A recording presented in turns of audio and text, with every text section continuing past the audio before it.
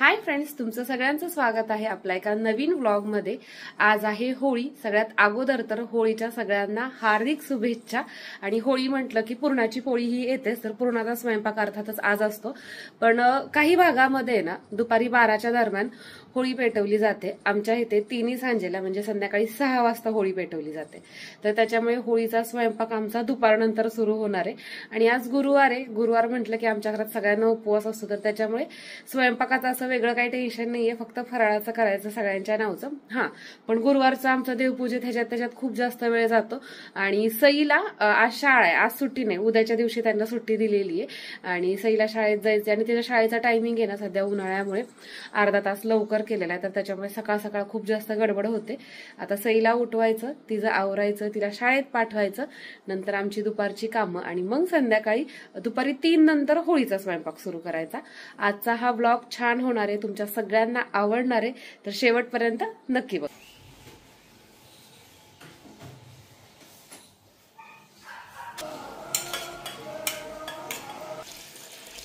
Juice करताना ना साय सहित दूध घ्यायचं, म्हणजे छान असं क्रीमी असा आपला ज्यूस होतो। थोडीशी साखर। इथं बघा राधिकाची एंट्री झाली।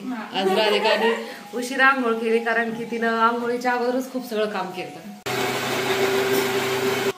नवरोबासाठी उपवासासाठी मस्त असा सकाळ सकाळ नाश्ता म्हणू शकता ह्याला, कारण की काय अशा पद्धतीचं काही आपण घेतलं ना सकाळी तर छान मस्त पोट असं गच्च भरल्यासारखं वाटतं। राणा काय खेळतो तू? काय खेळतो? घर घर राडू टेबलच्या आतमध्ये बसलाय आणि त्याच्यावर ओढणी पांघरायची आणि मग ते त्याचं घर होतं, है की नाही? असंच खेळतो ना तू? हा। आणि इथं बघा राधिका आणि आईंचं चाललेले लसूण सोलायचं, तर लाल चटणी आहे ना ती कुटायला द्यायची, तर त्याच्यामुळे लसूण सोलतायत। आणि इथं मी करत आहे आपल्या लाडूचं पॅकिंग। हे डिंकाचे लाडू आहेत, तर सध्या थंडी नाहीच आहे, म्हणजे आता उन्हाळा सुरू झालाय, तर त्याच्यामुळे डिंकाच्या लाडूला ऑर्डर कमी आहे, पण तरीही बऱ्यापैकी ऑर्डर्स येत राहतात डिंकाच्या लाडूला पण। तर त्याच्यामुळे आता ह्याचं पॅकिंग काल केलं नव्हतं, आज ह्याची पॅकिंग करायची आहे। आणि तिकडं लसणाच्या चटणीची तयारी चालू आहे, आणि नंतर दुपार झाल्यानंतर मग आमचा स्वयंपाक सुरू होईल। तोपर्यंत रानूचा टाइमपास बघा।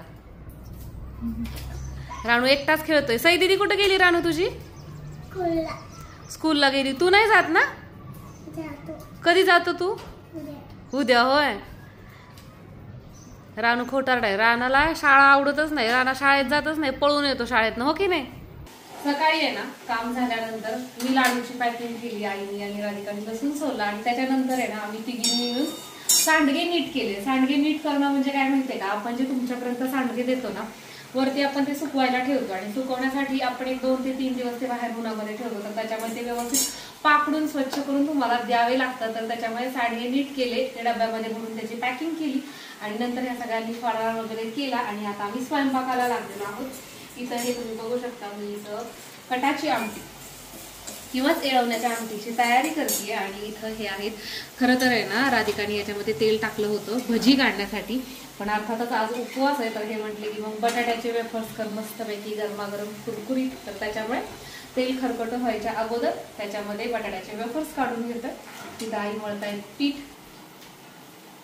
आईचं पीठ मळायचं चाललेलं आहे। पीठात आज छान पुरणपोळी आहे, त्यामुळे ना म्हणजे आताच पोळ्या जरी करायच्या नसल्या ना तरी थोडंसं लवकर पीठ मळून ठेवलं म्हणजे ते थोडंसं मुरतं, भिजतं आणि छान पोळ्या होते ना। आता आज पौर्णिमा आहे आणि आज होळी असली तरी पण प्रत्येक महिन्याच्या पौर्णिमेला आपण सत्यनारायणाची पूजा मांडतो, तर तशाच पद्धतीनं आज देखील मांडलेली आहे।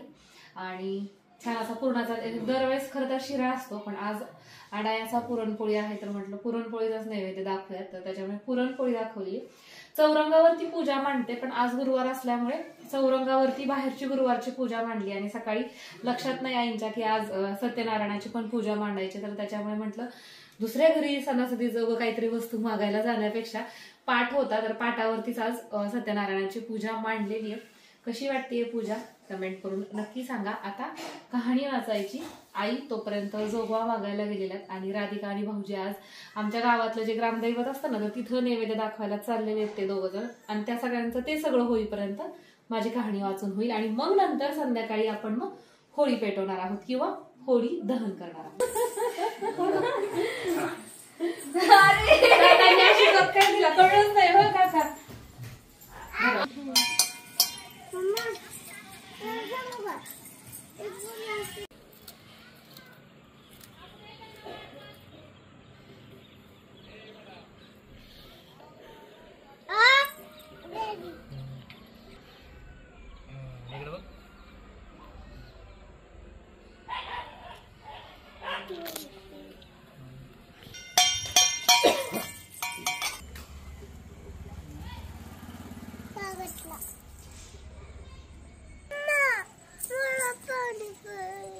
हो हो, नारळ पण फोडायला लागेल.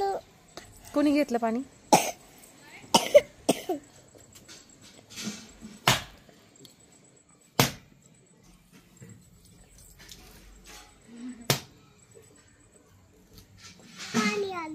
चला चला. नाही नाही, तसंच गोल फिरायचं असं, ते वाजवतच. अरे अरे, कर कर, चल चल चल, तू वाजवायचं वाजवायचं. हा,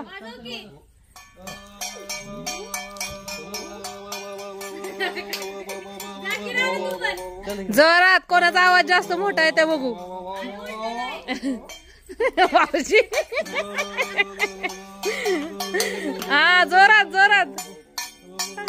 भाऊजी जोरात. तुम्ही इथं आलं की थांबताय अहो. रानू, ए नाही गड्या जोर, आपण त्यापेक्षा मोठ्याने ओरडू शकतो. आहे की नाही राधा?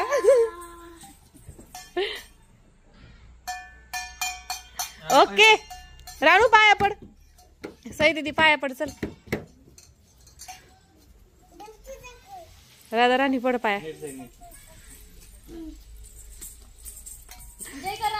हा, आता मी पाया पडते. जय करा.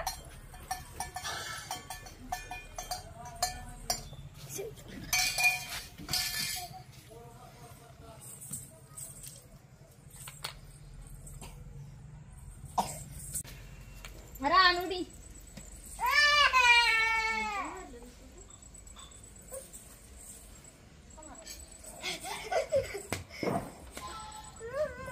अरे 1 रुपया पण असतो त्यात टाकला का? असं वाजायचं.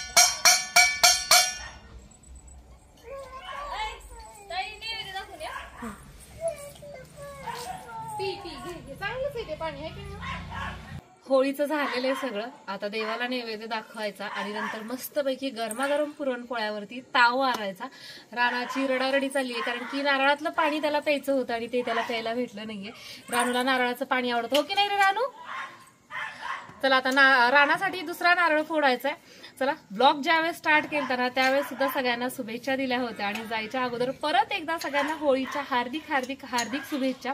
बऱ्याचशा ठिकाणी उद्याच्याला रंगपंचमी खेळली जाते, पण आमच्या इथे ना होळी झाल्यानंतर 7 दिवसांनी मग रंगपंचमी असते. तर त्यावेळेस परत एकदा नेक्स्ट ब्लॉग मध्ये भेटूया. तोपर्यंत बाय बाय.